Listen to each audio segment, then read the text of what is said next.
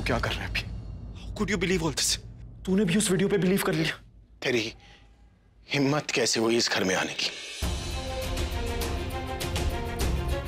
और तू होता कौन है मेरे फैमिली मैटर्स में बोलने वाला?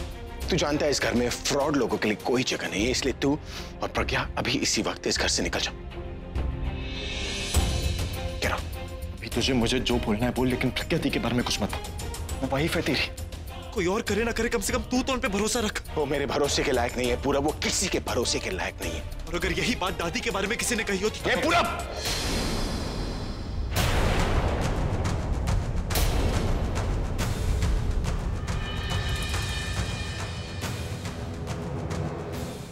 क्या हुआ?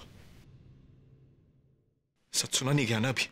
अगर ये एक सच है तो इसके साथ ये भी एक सच है कि प्रज्ञा दी और दादी एक ही बैकग्राउंड से, दोनों की परवरिश मिडिल क्लास बैकग्राउंड में हुई।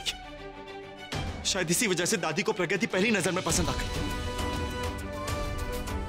अभी दादी यही चाहती थी कि उन्हीं की जैसे कोई इस घर की बहू बने, और तभी उन्होंने तेरी शादी प्रज्ञा दी से कर। तू जानता है ना दादी अपने आप से ज्यादा प्रज्ञा दी पे भरोसा करती। अगर वो यहाँ होती ना इन्हें कभी नहीं जाने देती, और ये जानते हुए भी तो उन्हें घर से निकाल रहा। लेक्चर दे दिया तुमने। अब ये सोचा है कि दादी यहाँ पर मौजूद क्यों नहीं है पूरा?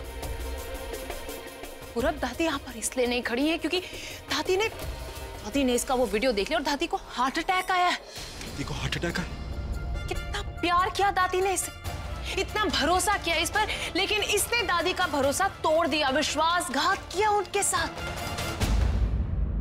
तू जानता है पूरब मेरे लिए मेरी दादी क्या है, और जिसकी वजह से दादी की हालत हुई ना, उसे मैं इस घर में तो क्या अपने सामने एक सेकंड भी खड़ा होने नहीं दूंगा।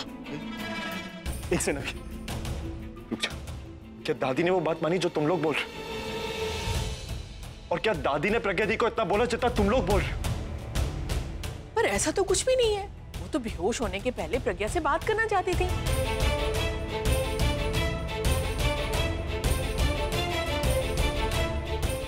अगर वो यहाँ पर होती ना तो वो वही करती जो हम कर रहे हैं, इस बहन जी को इस घर से बाहर निकाल देती, बिकॉज ये इस घर में रहना डिजर्व ही नहीं करती।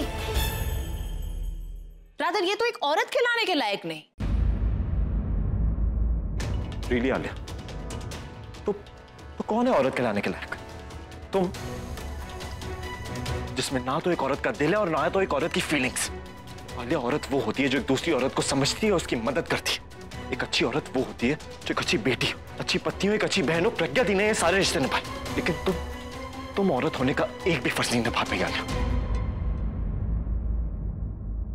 यहाँ कौन सही और कौन गलत ये बोलने वाले तुम कौन हो? तुमने आलिया का दिल तोड़ा, एक दोस्त का भरोसा तोड़ा है। और एक बात बता, तुम इस फैमिली के मेंबर नहीं हो तो तुम्हें बोलने का कोई हक नहीं है। अगर मेरा हक नहीं है तो तुम क्यों बोल रही हो? तुम भी इस फैमिली की मेंबर नहीं हो तो तुम्हें कोई हक नहीं है इस मैटर में बोलने का, क्योंकि अगर मैं तुम्हारे रिश्ते के बारे में बोलने लगा ना तो यहाँ से सबसे पहले जाने वाली तुम होगी।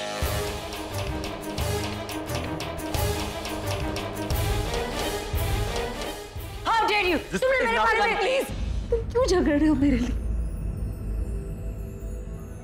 मैं वाकई इस घर में रहने लायक नहीं हूँ। इस घर से मेरा रिश्ता एक पत्नी और बहू का नहीं, बल्कि प्यार और विश्वास का था। जब वही नहीं है तो मैं यहाँ रहकर क्या करूँ? यहाँ रहूंगी, इन सबको देखूंगी तो वही बात आएगी और किसी से नजरें मिलाने लायक नहीं रहूंगी। मैं सब सह सकती हूँ, सब सुन सकती हूँ, लेकिन कैरेक्टरलेस होने का इल्जाम मैं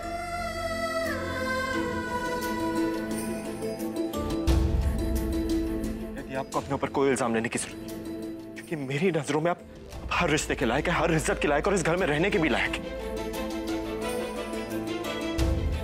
नहीं है आप अभी की प्रज्ञा थी, कोई खरीदा हुआ सामान नहीं जिसको वो जब चाहे घर से निकाल के बाहर फेंक दी।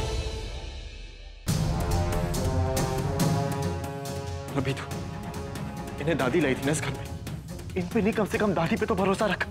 तेरे फैसले के आगे दादी भी छोटी पड़ गई।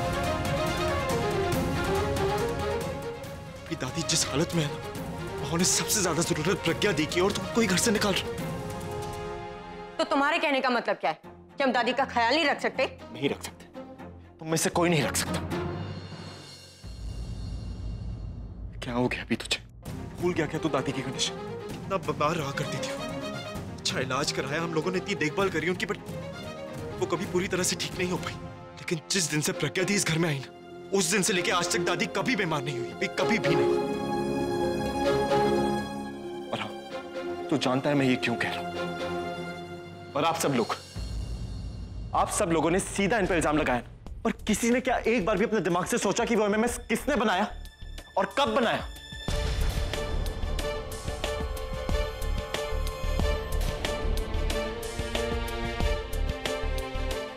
और उस वीडियो को देख के साफ पता चलता है कि उसे शूट करने वाला इस घर में था, पर इस फैमिली में से तो किसी ने शूट नहीं किया।